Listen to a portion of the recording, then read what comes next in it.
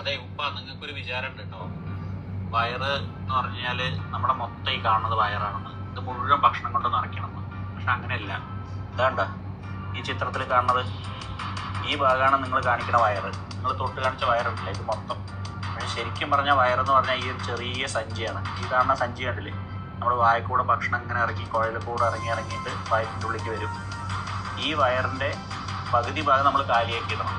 ശരി, എന്നിട്ട് ബാക്കി പകുതി വെള്ളം നിറയ്ക്കണം. പിന്നെ ആകെ കുറച്ച് ഭാഗം നമുക്കാകെ ഭക്ഷണം കൊണ്ട് നിറയ്ക്കേണ്ട ആവശ്യമുള്ളൂ.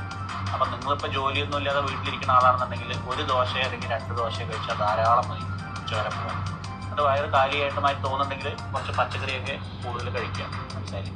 വേവിച്ച പച്ചക്കറി, അതിൽ കൂടെ ഒന്നും ഷുഗർ കയറില്ല. അങ്ങനത്തെ വേവിച്ച പച്ചക്കറിയൊക്കെ വെച്ച് ബാക്കി ഭാഗം നിറയ്ക്കാൻ നോക്കുക. ഏറ്റവും ബെസ്റ്റ് പരിപാടി പല പ്രാവശ്യമായിട്ട് കഴിക്കുക എന്നുള്ളതാണ്. നിങ്ങൾ രാവിലെ 1-2 ദോശ കഴിച്ച് കഴിഞ്ഞാൽ 2 മണിക്കൂർ കഴിഞ്ഞ് വെച്ചിട്ടുണ്ടെങ്കിൽ വീണ്ടും